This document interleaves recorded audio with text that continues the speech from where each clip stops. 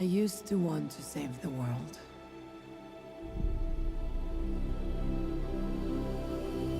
This beautiful place. But the closer you get, the more you see the great darkness within.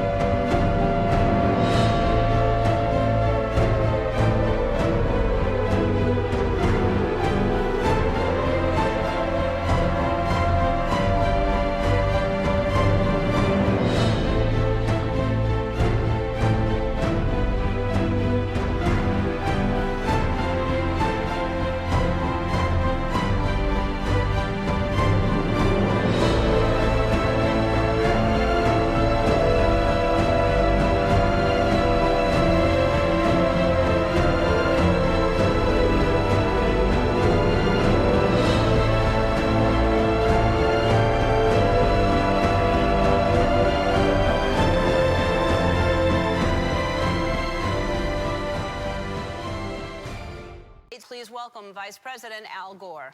And what are you Well, first of all, let me ask you this question, because there's a rumor, I don't know if this is true or not, that some scientists are trying to figure out a way to block the sun. Some of them are seriously proposing, and I think it's completely nuts. Yeah. You know, you put another kind of pollution, sulfur dioxide, up to orbit, cover the atmosphere. The sky won't be really blue in the way it is now anymore, but it would block out some of the sun's heat so that we wouldn't have to take the difficult steps.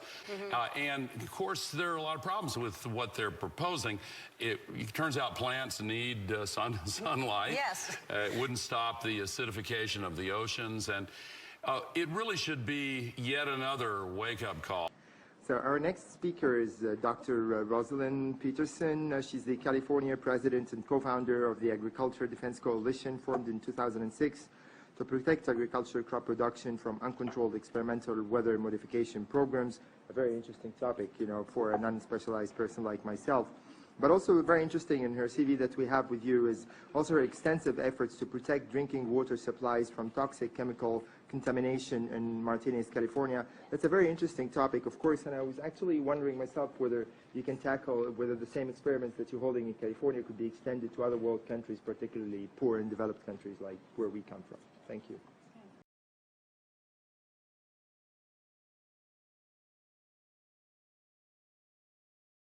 Talking about climate change and global warming. One of the things that is affected by climate change is agriculture. But some of what we are seeing is man-made, but man-made in a different way than you may guess. Weather modification programs, experimental ones done by private companies, done by the United States government. NASA studies show that part of our global warming problem could be attributed to these types of contrails and the jets that leave them. So one of the issues as we go through is, how do you like your skies, natural or man-made? And right now we are making man-made clouds, and this is trapping warmth in our atmosphere. And you put up into our skies chemicals to reduce the amount of sunlight reaching the earth. You are going to begin to reduce crop production. Studies at the University of Illinois on corn crop production show reductions. Without the process of photosynthesis, whereby plants from direct sunlight gain the energy to grow, to produce crops, we are going to find ourselves, if we mitigate in that direction, impacting the crop production not only here in the United States, but worldwide. All of these impact agriculture because they change the microclimates needed for agriculture to survive. If we change the growing season, the pollinators may not survive, and also our crops, our flowers, and our tree crops may not get the pollination needed. That these trees are impacted because they cannot absorb enough water because aluminum is going into their root system. The reason I am concerned for agriculture is that none of these experiments have any public oversight nor agricultural oversight. Our drinking water is impacted because the chemicals are now beginning to show up in our drinking water. So one of the things that we need to really look at is that jet fuel emissions contaminate our air, much as automobile exhaust. They know from scientific studies back in the 1970s that they deplete beneficial ozone in the atmosphere by releasing nitric acid. So one of the things that we need to look at is the impact of just jet fuel and just the emissions from jets as well. If we don't look at the problems that we are creating, the atmospheric testing programs, in other words, the jet contrails that are warming our climate, and going to have a pea soup up there of chemicals which are going to be detrimental to our health.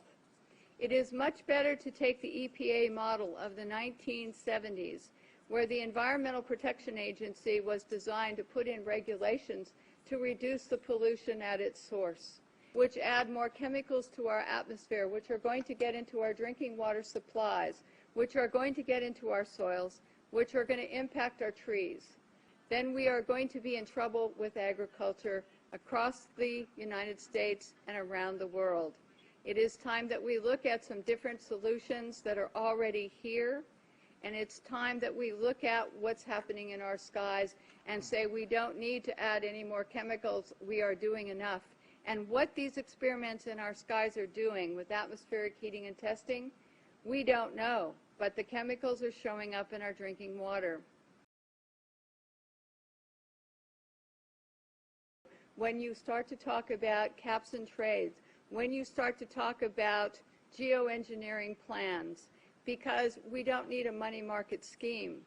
We need to have and use the microbes available to us, the science available to us to reduce the pollution that we're putting into the atmosphere, and we need a new direction, and I think that this might be a good one.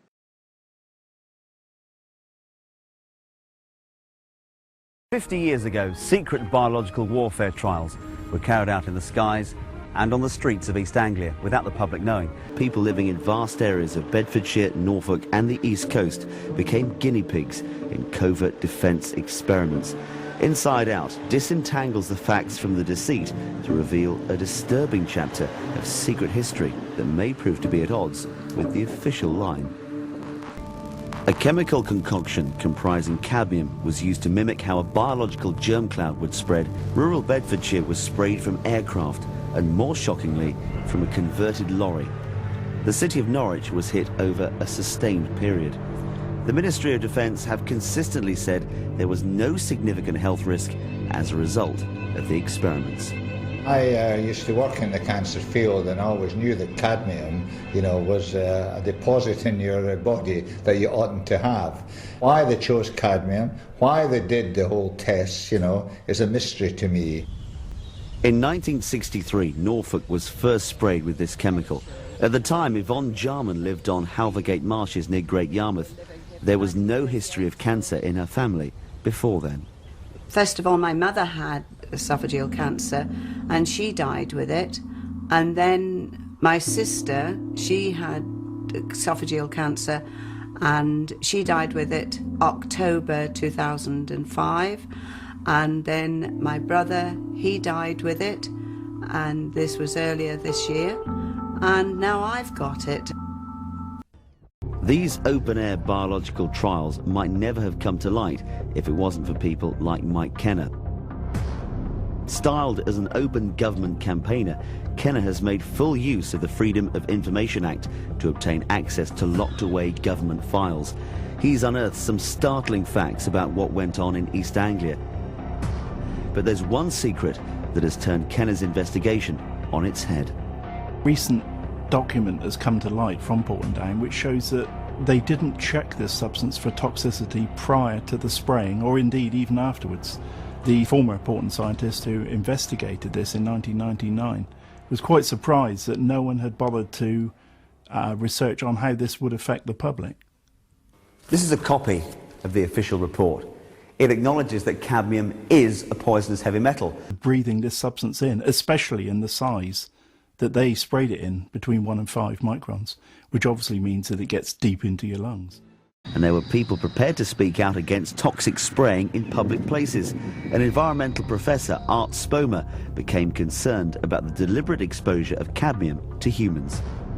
Should zinc cadmium ever be inhaled or ingested into the body? No. I think the main issue, as far as we're concerned, was the frequency as to how many times this was done. And this van went round the village lanes and sprayed sometimes 5-6 times a day from the top of the van. Oh my God! Yeah, well, it's stupid science. If in this case if they had some knowledge of the toxicity of the material, it's probably criminal. Tests carried out in the southwest. Government documents show much of North and South Devon and parts of Somerset were used for experiments similar to those conducted off the Dorset coast during the 1960s. The trials carried out in the 1960s and 70s were highly secret. This previously unreleased film of the experiments as they happened. Their existence was revealed last year when secret documents were declassified. They were thought to be carried out mainly in Dorset. A spotlight investigation has, though, discovered they were far more widespread than was previously thought. It is our sacred duty to defend the world. And it's what I'm going to do.